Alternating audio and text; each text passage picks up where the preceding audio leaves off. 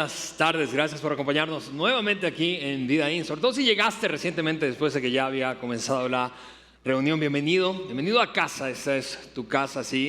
Deseamos que te sientas y para nosotros es emocionante. Créeme, cada vez que vemos que se acerca el domingo, anticipamos ese día con semanas y semanas de planeación. ¿Por qué? Porque creemos que esas reuniones que tenemos cada domingo aquí en Vida In, para ustedes que están en el auditorio, para quienes nos siguen a través de nuestra transmisión en vivo, pueden hacer la diferencia en sus vidas y esa es nuestra meta. En algún sentido, no solo queremos que te sientas cómodo, cómoda a lo largo de toda la experiencia que vives aquí en nuestras reuniones, sino que seas desafiado con algo útil, de tal manera que puedas ponerlo en práctica. Y este domingo estamos en la quinta parte de una serie que hemos llamado Lo que te hace feliz. Hoy es el quinto domingo de la serie. Básicamente hemos intentado, la gran idea de la serie es intentado no preguntarte, sino decirte, es atrevido, yo sé que es atrevido, pero decirte lo que te hace feliz, decirte lo que te hace feliz a la luz de principios bíblicos. ¿Está bien? Típicamente quienes me han visto aquí en otros domingos en el pasado, saben que lo que acostumbro a hacer al inicio de un mensaje, de una serie, si no es el primer domingo iniciando esa serie de temas, es un repaso. Pero hoy no quiero hacer eso y quiero saltar directo al tema que quiero compartir contigo hoy. Y para eso debo confesar que este pasaje bíblico que voy a compartir contigo, uno de dos, pero el primero, fue uno de los primeros fragmentos de la Biblia que tuve la oportunidad de leer hace un poco más de 20 años, unos 22 años atrás.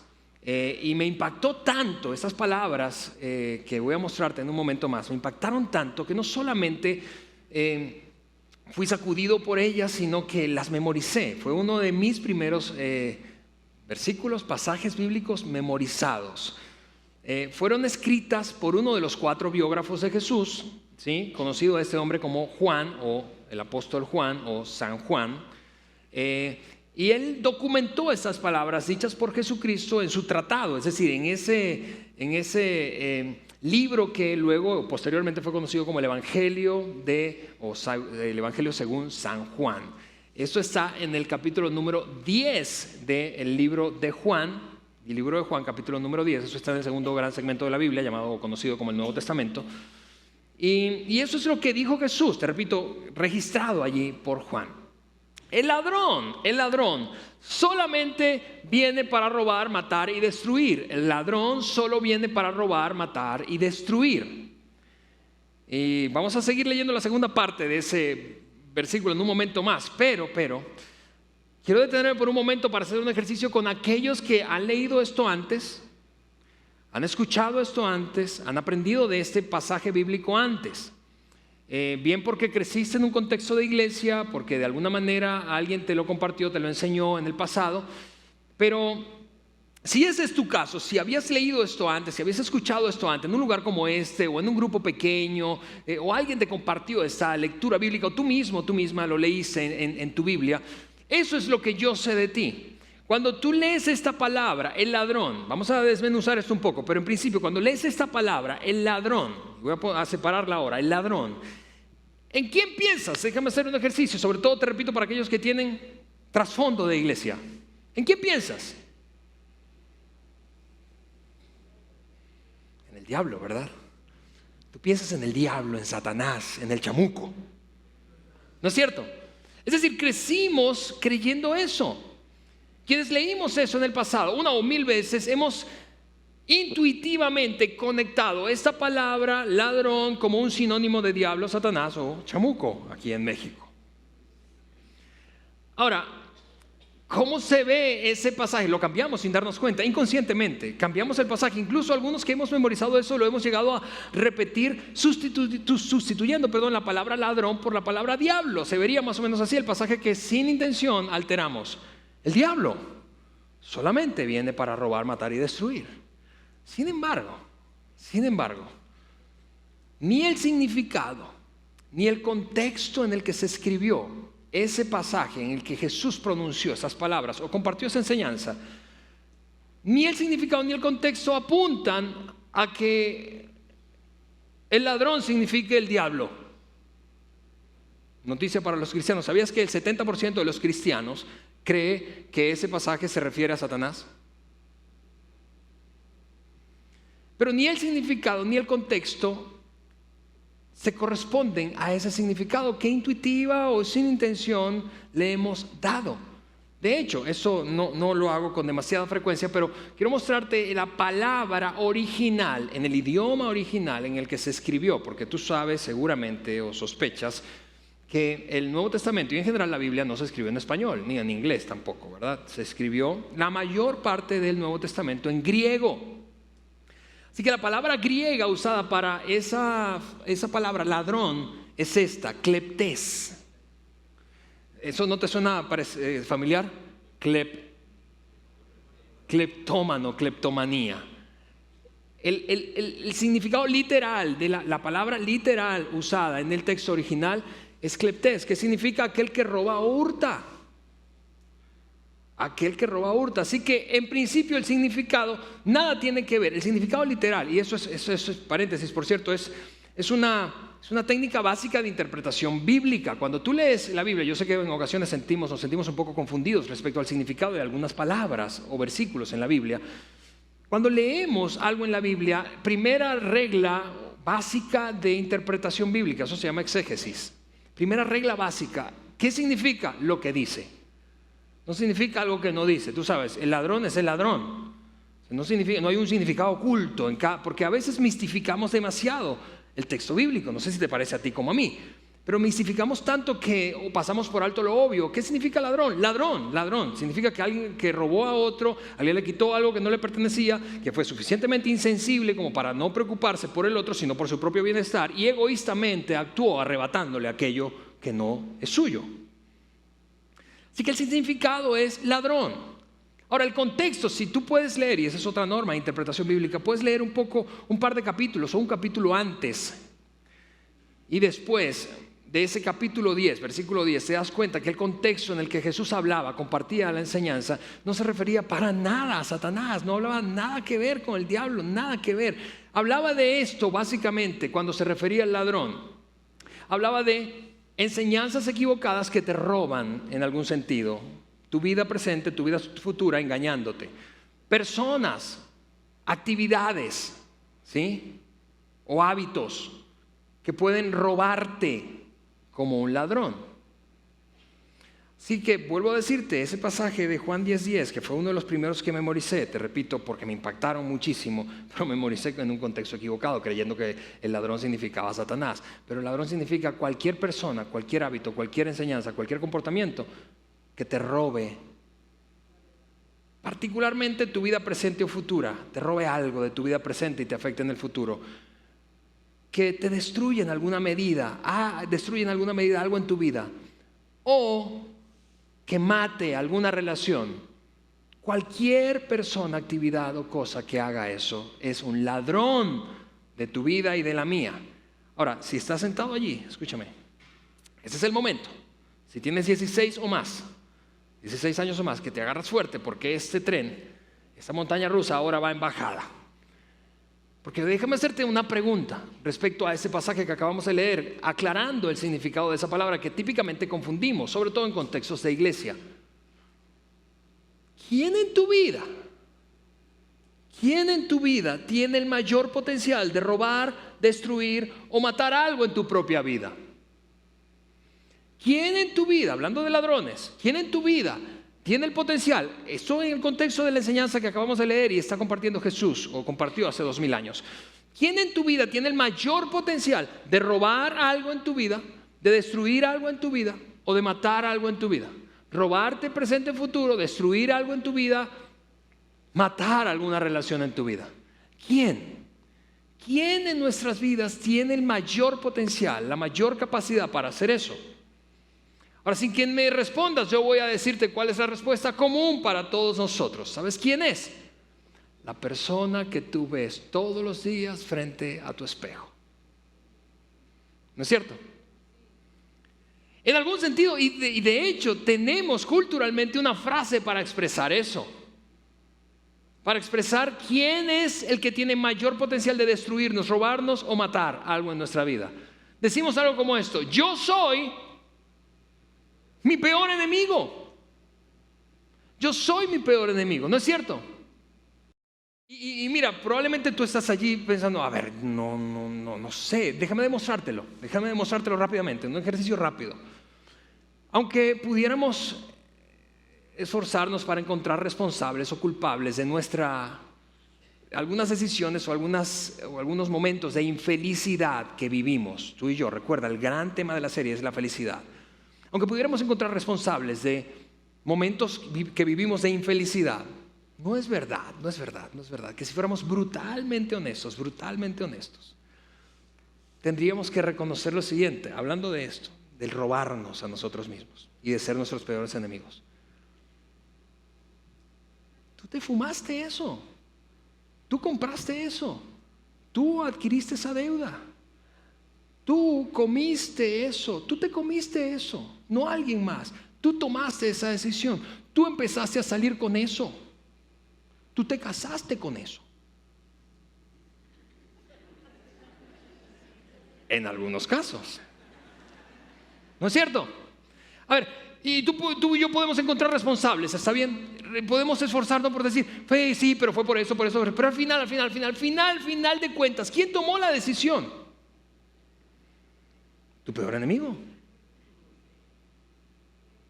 ¿Quién tomó la decisión de que yo me embaucara con ese crédito que no debía asumir, con esa compra que no debía hacer, porque no era oportuna, porque no tenía la lana, por lo que sea? ¿Quién tomó la decisión de involucrarse con esa relación tóxica? ¿Quién tomó la decisión? Yo soy mi peor enemigo, tú eres tu peor enemigo. Jesús dijo, el ladrón viene para robar, matar y destruir. Y si nosotros somos nuestros peores enemigos, en algún sentido nosotros nos robamos sin que sea nuestra intención. Nadie lo hace conscientemente. Nadie dice voy a sabotear mi vida al punto de que quede en la ruina. Nadie hace eso porque no conectamos el resultado futuro. Solo pensamos y estamos experimentando lo inmediato. Pero ¿quién tomó la decisión? Por eso, en el contexto de esa enseñanza, es difícil, duro reconocerlo. Pero probablemente el ladrón de tu vida, el que te roba tu presente o futuro, el que destruye algo en tu vida o el que mata alguna relación, seas tú y sea yo. Si ves atrás y examinas esos episodios de infelicidad, encontrarás un denominador común en todos esos episodios. La única variable que se repite, ¿sabes cómo se llama? La única variable que se repite en todos los episodios infelices de mi vida se llama Alejandro. Nadie más se repite constantemente. El denominador común soy yo. Así que regresa conmigo al pasaje. Vamos a terminar de leerlo. El ladrón, dijo Jesús, el ladrón solamente viene para robar, matar y destruir. En contraste, en oposición, yo, Jesucristo, vine para que la gente tenga vida. Y en ese momento, cuando estaba dando esa enseñanza, probablemente, y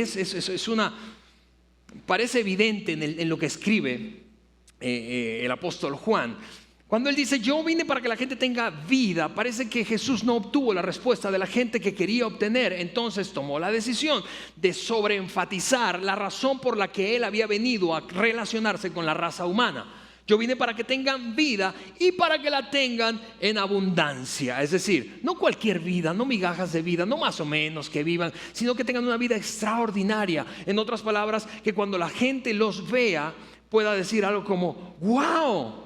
No porque tienen todo lo que desean, no porque han alcanzado todo lo que se han propuesto, no porque no han enfrentado problemas, sino porque han desarrollado la capacidad de enfrentar de una manera extraordinaria, positiva, lo que sea que tengan frente a ellos, sea bueno, sea malo, sea nuevo, sea viejo, sea grande o sea pequeño.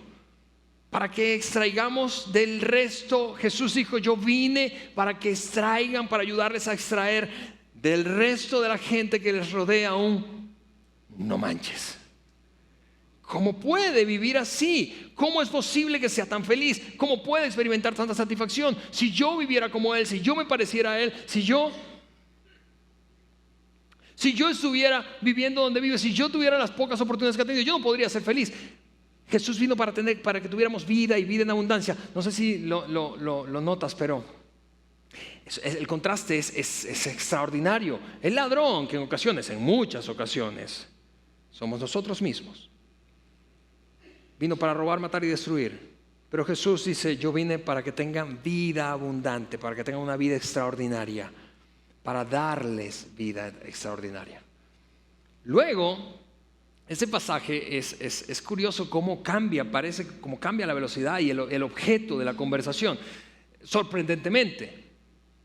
Mira lo que enseguida escribió en la misma conversación Juan escuchó de Jesús. Dijo, yo vine para que tengan vida y vida en abundancia. Y enseguida dijo, yo soy el buen pastor. A ver, ¿cuándo empezamos a hablar aquí de zootecnia, de animales? Yo soy el buen pastor. Y eso puede parecer a nosotros raro, como ¿por qué empiezas a hablar de eso?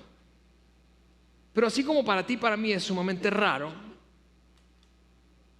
para la gente de la época era algo, era exactamente al contrario, era como decir, ahora estás hablando de algo que sí entendemos. ¿Por qué? Porque así como nosotros, como no vivimos en una zona rural en donde la actividad o las actividades primarias, económicamente hablando, tienen que ver con la ganadería o la agricultura, para aquella gente era exactamente al revés. Las actividades primarias a las que la inmensa mayoría de los oyentes de esa enseñanza se dedicaban era a la agricultura, a la pesca o a la ganadería. Así que entendían muy bien qué significa ser pastor, el oficio de pastorear. Probablemente, de hecho, en la audiencia había un montón de pastores. Pero Jesús dijo, yo no soy cualquier tipo de pastor, soy un buen pastor, soy un pastor extraordinario, estoy por encima del promedio, porque si no, este adjetivo no estuviera acá, en el texto, tal como lo escribió Juan, que escuchó, siendo un testigo ocular de esa enseñanza de Jesucristo. Yo soy el buen pastor. Y luego agregó, el buen pastor da su vida por las ovejas. Ahora mira, sin importar qué parte de la Biblia tú leas o escuches, sin importar, no importa si es el Antiguo Testamento, el Nuevo Testamento, si son libros históricos, proféticos, poéticos, si son libros proféticos, lo que sea que leas de todo el texto, el documento bíblico, tú y yo necesitamos tener en cuenta lo siguiente. Todo en la Biblia, absolutamente todo, no importa cuál sea el tema, no importa cuál sea el tratado, antiguo o nuevo, te repito, todo se escribió dentro de un gran y único contexto. ¿Cuál fue? Todo está conectado con este gran asunto, que Dios tenía un plan y el plan era enviar a su Hijo para salvar a la humanidad. Todo está conectado con eso, todo. Por eso Jesús dijo, en este plan, Dios tenía planeado como un plan maestro. En algún sentido toda la demás enseñanza es secundaria o está conectada a esta gran enseñanza primaria de la Biblia.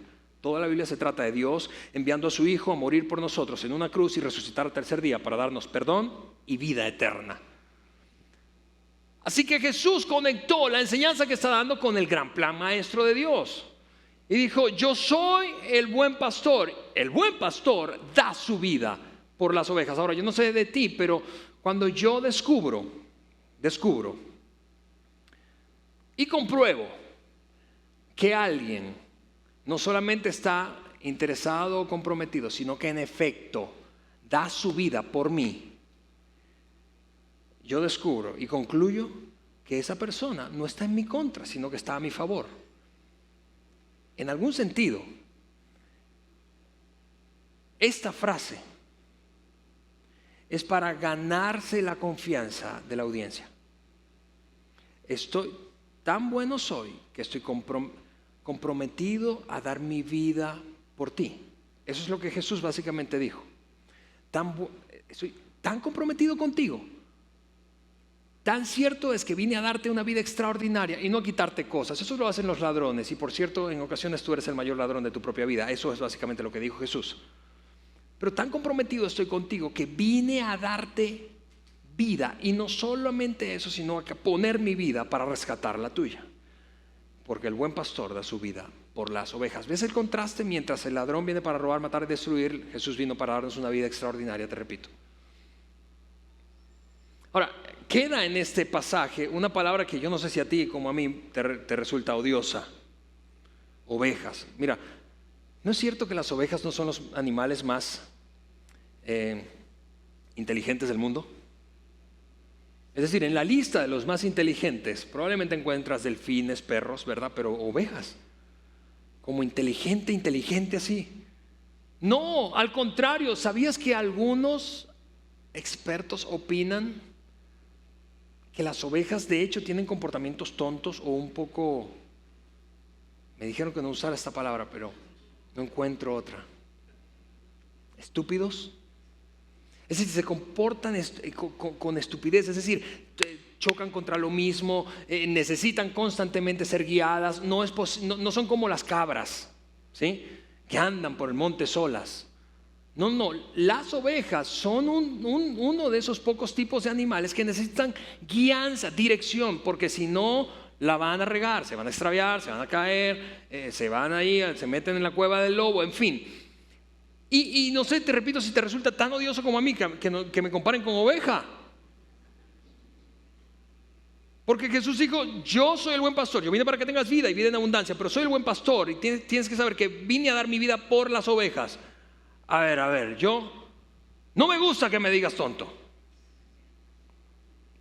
Pero si tuviéramos a Jesús frente a nosotros repasando ese pasaje, probablemente nos diría, a ver, déjame otra vez conectar esto con la historia de tu vida y con las decisiones que has tomado y con lo que recién acabamos de hablar.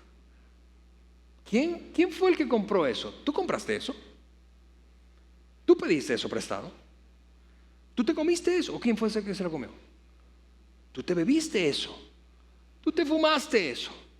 ¿Tú saliste con eso? Y podemos esforzarnos para encontrar responsables y decir, sí, pero fue por... Tú compraste eso, tú pediste prestado eso, tú te comiste eso, tú te bebiste eso, tú te fumaste eso, tú saliste con eso y tú deberías estar agradecido que la pantalla no fuera más grande porque la lista sería grandísima de todas las decisiones tontas que hemos cometido. Así que en algún sentido no deberíamos sentirnos tan ofendidos al ser comparados con ovejas.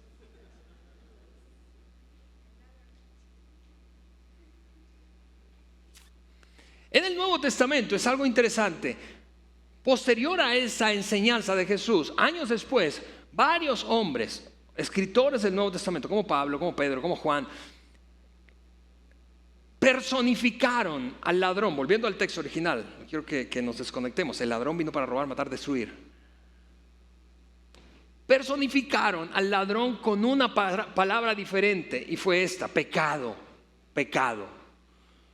Muchas veces los escritores del Nuevo Testamento pensaron, y así lo escribieron, vamos, ¿quién es el que te roba? Sí, tú mismo, pero ¿por qué? Porque cometes pecado. Ahora, déjame aclarar esto, repasar un concepto de pecado que dimos hace varias semanas atrás en esta misma serie, y es, independientemente de tu formación espiritual o religiosa, cual fe profeses, tú y yo tenemos una conciencia moral intrínseca, es decir, tú y yo sabemos que está bien y que está mal, sospechamos al menos eso. Tú y yo, de hecho, decimos, a ver, esto es definición de pecado en términos muy prácticos y cotidianos. ¿Qué es pecado? Lo que tú crees que otros no deberían hacer.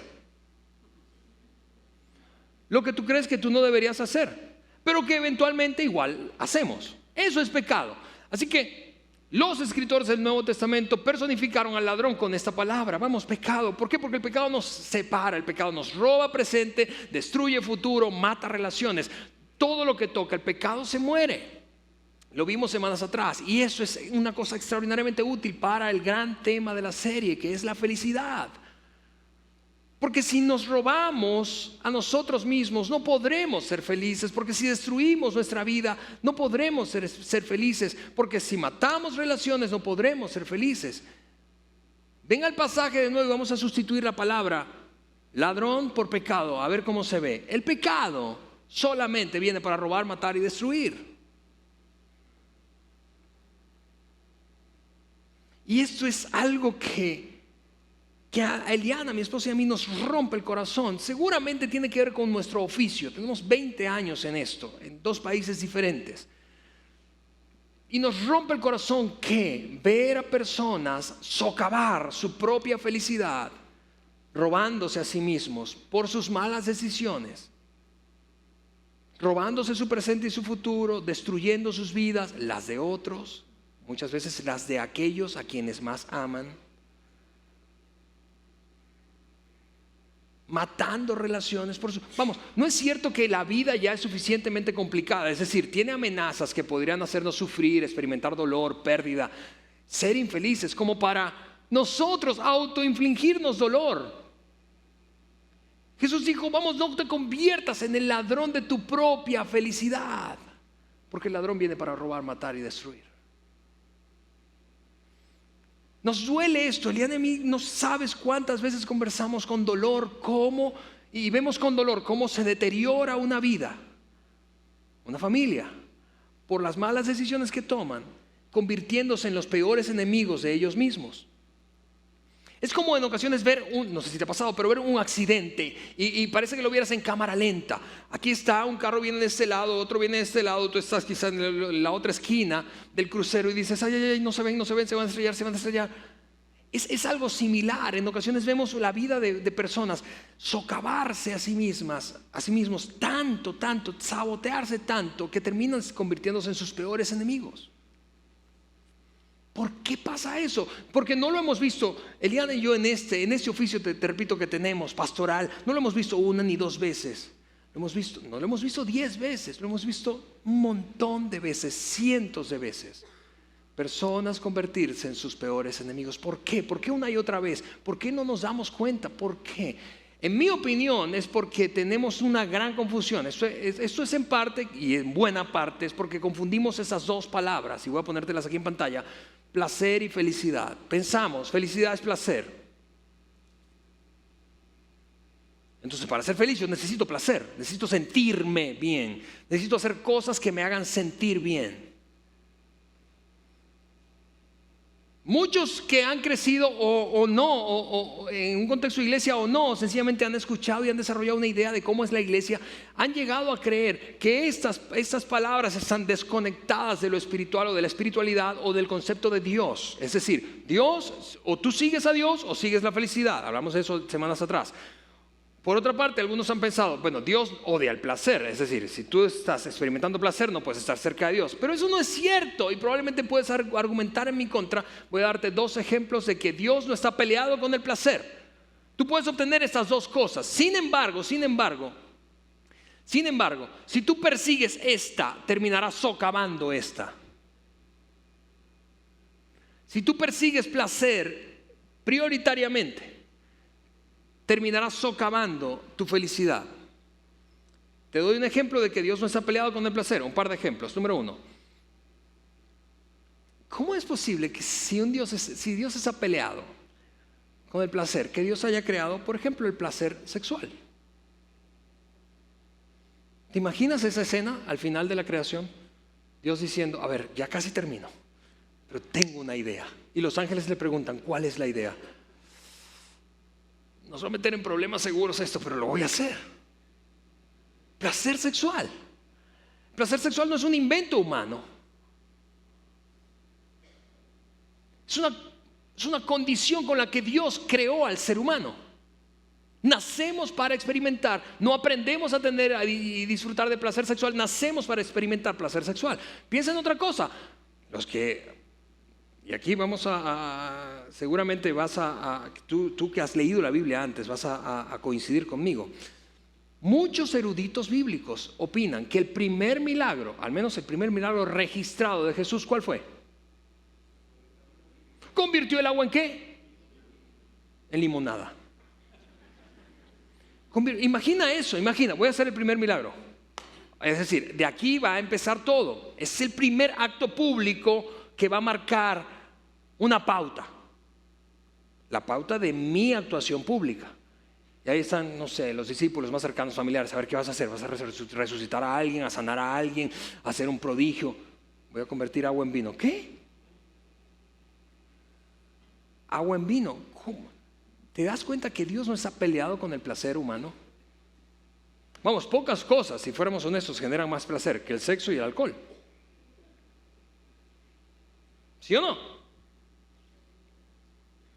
Mujeres, Dios no está peleado con el placer. Imagina si se hubiera peleado con el placer. No habría habido la posibilidad de inventar zapatos.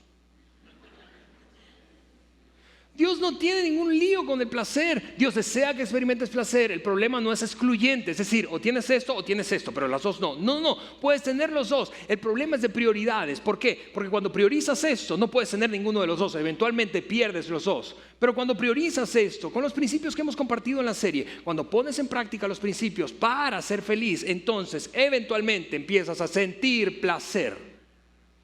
Porque eventualmente, escúchame, si persigues prioritariamente el placer, eventualmente el placer pierde su sabor y se convierte en una prisión. ¿No es cierto? No es verdad que llega un punto en que el placer, la búsqueda de placer para satisfacción meramente, solo placer, prioritariamente placer, sentirme bien. Y no hablo aquí sencillamente o exclusivamente de cosas ilegales o inmorales. Algunas de esas son ilegales, inmorales, otras no.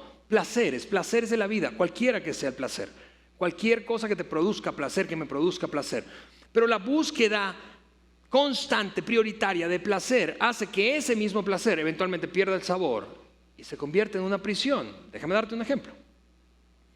Media copa, que se convierte en una copa, que se convierte en 10 copas, que te hacen perder la memoria y hacerle daño a gente que amas. Y luego levantarte al día siguiente y decir algo como esto: yo lo dejo cuando quiero. ¿No es cierto que el placer por placer se convierte en prisión en algún momento? Si busco placer prioritariamente, eventualmente voy a sentirme prisionero, esclavo. Es increíble eso. Es una ley. Y mira, la invitación es a voltear entonces prioritariamente, poner en práctica principios de felicidad y eventualmente experimentar placer. Es que es curioso cómo no solamente Jesús abordó el tema, sino un hombre conocido como Pablo, el apóstol Pablo, años después volvió a establecer la misma conexión entre estas dos palabras. Y cómo es que nos confundimos y cómo es que si prioritariamente buscamos la equivocada, vamos a terminar sin ninguna de las dos y esclavizados. Y cómo es que si prioritariamente buscamos la correcta, vamos a terminar con la posibilidad de experimentar las dos cosas, porque Dios no está peleado con el placer ni la felicidad. Pablo escribió a un grupo que vivía en Roma lo siguiente: ¿acaso, ve esta pregunta es increíble, no sé si te parece como a mí, ¿acaso no saben ustedes? A ver, déjame hacer una pausa. Esa sería nuestra manera contemporánea de decir: a ver, no te hagas pato. ¿Cómo que no sabes eso? Pablo está diciendo: vamos, ustedes saben eso, porque en algún sentido, de hecho, en este mensaje he dicho muy pocas cosas, quizás ninguna cosa que tú no sepas. Pablo está diciendo: ¿acaso no saben ustedes que cuando se entregan a alguien para obedecerlo, son esclavos de aquel a quien obedecen? A ver, Pablo, ¿de qué estás hablando? Yo no soy esclavo de nadie. ¿Quién? Aquel me comparaba con una oveja y ahora tú con un esclavo. Yo no soy esclavo de nadie.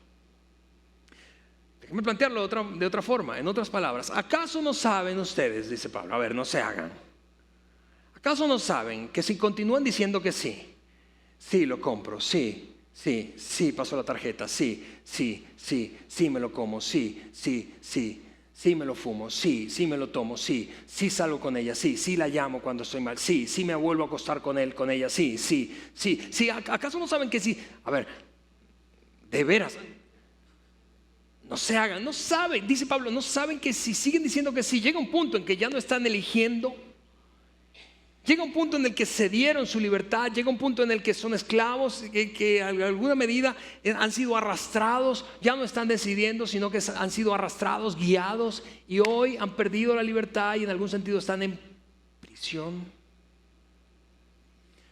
Pablo dice: ¿acaso no saben ustedes que cuando se entregan a alguien para obedecerle, llega un punto en que dejan de escoger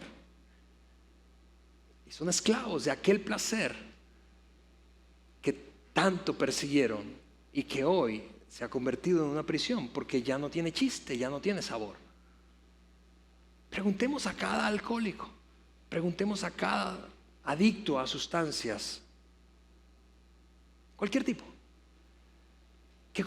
lo que comenzó como un pasatiempo, lo que comenzó como carrilla, lo que comenzó como tiempo libre, relax, eventualmente se convirtió en un comportamiento habitual, un hábito y finalmente en una prisión. Pablo dice, ustedes saben eso. Uno puede, sigue diciendo Pablo, uno puede ser esclavo del pecado, lo cual lleva a la muerte. Hemos hablado de eso en el pasado. Cada cosa que el pecado toca, mata. Uno puede ser esclavo del pecado para robarse a sí mismo, sabotear su futuro, destruir su vida y eventualmente entonces quedar sin nada. Uno puede sabotearse o puede decidir obedecer a Dios, lo cual lleva a una vida recta. Esta frase, estas dos palabras significan básicamente estar bien con Dios, sentirte en paz, estar bien con Dios. No ser perfecto, eso no existe, pero tener paz. Mirar hacia adelante y decir, estoy bien con Dios. Obedecer a Dios, es decir, abrazar la invitación de aquel hombre, Jesucristo, el Hijo de Dios, de ser nuestro buen pastor. Abrazar la invitación de hacerlo nuestro buen pastor, acceder a vida abundante. Es de lo que habla Pablo, años después. Frente a nosotros, no sé si lo ves, pero tenemos una decisión diaria, una decisión cotidiana. Esa decisión es... Cada día de tu vida tú y yo tenemos frente a nosotros la misma decisión. O escogemos obedecer al pecado, autosabotearnos, tomar malas decisiones, destruir nuestra vida, robar nuestro futuro y matar nuestras relaciones. O obedecer a Dios, abrazar la invitación de Cristo y hacerlo nuestro buen pastor. Y por lo tanto, tener vida abundante. Una cosa más acerca del placer, y ese es el punto con el placer. El placer tiene todo que ver con la manera en que me siento. Por eso, cuando un hombre o una mujer, un chavo o una chava, se sienten mal, emocionalmente mal, cuando hablo de mal hablo de solo, deprimido, traicionado, molesto, triste, angustiado, estresado, cualquiera que caiga en la categoría de malestar emocional, cuando te sientes mal, mira por qué el placer tiene todo que ver con cómo me siento. Somos tentados, tú y yo prioritariamente, somos tentados a buscar sacudirnos ese malestar con soluciones rápidas, instantáneas, inmediatas. Por eso es que entonces un joven dice, bueno, me voy a dar un pasón. Por eso es que nuestros bares están repletos, no porque sean demasiado inteligentes con la estrategia que han hecho de comercialización o mercadeo los bares. Es porque ataca una necesidad humana fundamental, muy básica. Todo lo que tiene que ver con placer se trata de sentirse de una manera. Así que soy tentado a ir de compras cuando me siento solo, deprimido. Soy tentado a volverla a llamar a esa relación tóxica que me hace daño. Soy tentado a acostarme otra vez con ella. Soy tentado a eliminar el sentimiento, pero como lo descubrimos semanas atrás, la felicidad, escúchame, la felicidad es un resultado. La felicidad no es algo que uno accede inmediatamente. No porque se meta alguien en un pasón y elimine el malestar, temporalmente se convierte en una persona más feliz. No, se siente distinto, pero eventualmente, como persigue el placer prioritariamente, se queda sin placer y sin felicidad. Y el placer se convierte en una prisión que nos esclaviza. 2000 años atrás Jesucristo habló de eso. ¿No te parece fascinante eso? La felicidad es un resultado. Jesús, hace 3 semanas dijimos esto. En resumen, ese domingo dijimos, Jesús dijo esto: siembra mejor para cosechar mejor, para sentirte mejor. La felicidad es un proceso. La felicidad no es algo a lo que accedemos inmediatamente. Si empiezas a sembrar mejor, en otras palabras, no te vas a sentir mejor mañana, o esta noche, o pasado mañana, o en una semana. Empieza a sembrar mejor para cosechar mejor y eventualmente te sentirás mejor. Entonces tendrás las dos cosas. Como pusiste en prioridad la búsqueda de la felicidad, aplicando los principios bíblicos, terminas sintiéndote mejor. Es increíble eso. Es extraordinariamente profundo y no sé si tan liberador para ti como para mí es esto. Siembra mejor, cosecha mejor y eventualmente siéntete mejor. Déjame terminar haciéndote una pregunta muy difícil. Y te digo 2 cosas antes de lanzarte la pregunta. 1, no hay truco en esta pregunta. No te voy a pedir que levantes la mano ni que le cuentes tu respuesta a alguien más. No hay truco. Es una pregunta personal, súper íntima, para responderte tú y solo tú. Pero 2, ser honesta en la respuesta a esta pregunta es indispensable para experimentar felicidad o para meterse en el camino de la felicidad. Eso que todos queremos. ¿Hay algún placer en tu vida? Esa es la pregunta. Hay algún placer, no necesariamente algo inmoral o ilegal, probablemente sí, probablemente no, pero hay algún placer en tu vida que esté socavando tu felicidad en este momento. ¿Hay algún placer que está socavando tu felicidad? Es personal.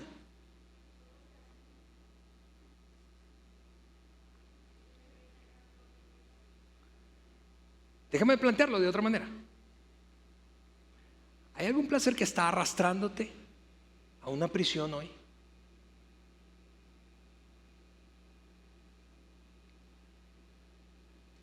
Y mira, por un momento solamente, hombres, mírenme. Mujeres ahorita se pueden desconectar, hablen la una con la otra, pero hombres, mírenme. Tú y yo somos muy astutos. Y si estás casado, incluso si eres un chavo y estás ahí con tus padres, tú eres muy astuto. Tú, hombres, somos muy astutos.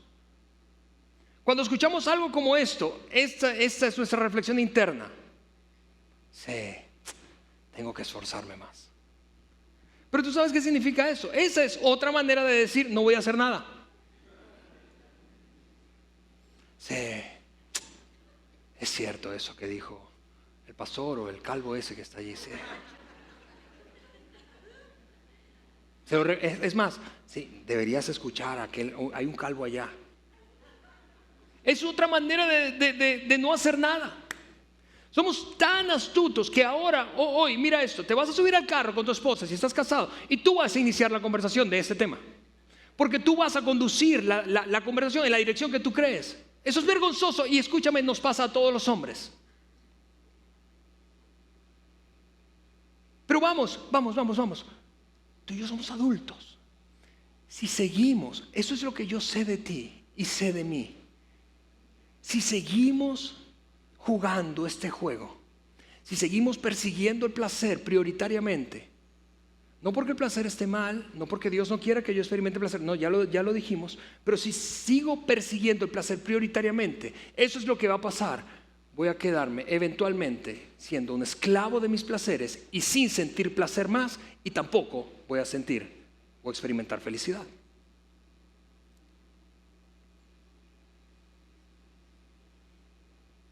Vuelvo a decirte, la cosa es voltear.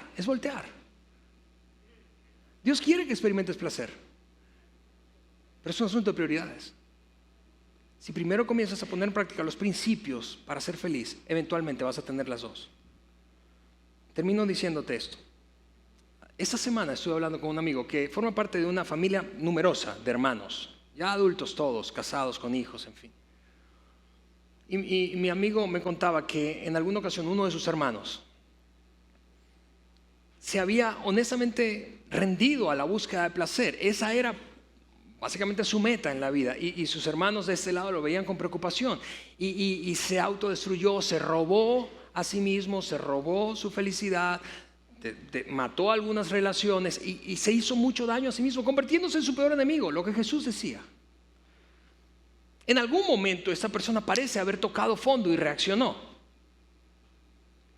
Descubrió esto y entonces corrió hacia el otro extremo. Es decir, no solo abandonó los comportamientos, hábitos, relaciones, sitios que frecuentaba. Fue tan notorio que los hermanos ahora estaban un poco preocupados, pero al revés, decían algo como, a ver, no estarás exagerando. Me parece que la respuesta, y hablaron con él, me parece que la respuesta es demasiado radical, hasta un poco como rayando en el fanatismo. Y esta fue la respuesta de su hermano. ¿Sabes qué? Es que yo soy muy malo haciendo cortes paulatinos de placer. Yo necesito cortar de tajo, de raíz esto. Y probablemente en el futuro voy a acercarme más a una postura intermedia. ¿Sabías que algunos de nosotros necesitamos cortar de tajo? Hoy, no mañana, ni el martes, porque mañana es feriado. Hoy, hoy cortar, porque somos como aquel hombre, muy malos, disminuyendo nuestras dosis de placer. Y esta es mi oración, escúchame. Mi oración es que no nos hagamos, que tengamos el coraje necesario para cortar lo que es necesario cortar. Porque si lo piensas bien, tu futuro, el futuro de la gente que amas, el futuro de tu matrimonio, de tus hijos, incluso de tus nietos, aún cuando no nacen, incluso de tu cónyuge, si aún no lo conoces, no la conoces, está en tus manos en esta decisión. Así que permíteme por favor orar por ti, para que tengamos el coraje de tomar decisiones. Señor, te damos gracias. Es increíble, Dios, cómo esta enseñanza se ha preservado durante ya un par de miles de años y nos siga describiendo también. Es increíble cómo nosotros podemos ser nuestros mayores saboteadores, ladrones de nuestra propia vida, cuando confundimos la felicidad con el placer. Dios, tú no tienes problema con ninguna de las dos cosas. Es un asunto de prioridades. Dios, ayúdanos. Ayuda a cada persona de este lugar o que nos ve o escucha a tomar una decisión, a tener el coraje para tomar decisiones y cortar de raíz nuestra búsqueda prioritaria y desenfrenada de placer, pensando que ser feliz es experimentar mayor nivel de placer. Y en cambio, Dios, ayúdanos a ser pacientes, perseverantes, sembrando mejor para cosechar mejor y eventualmente sentirnos mejor. En el nombre de Jesús. Amén. Hey, muchas gracias por venir. Nos vemos el próximo domingo en el cierre de nuestra serie.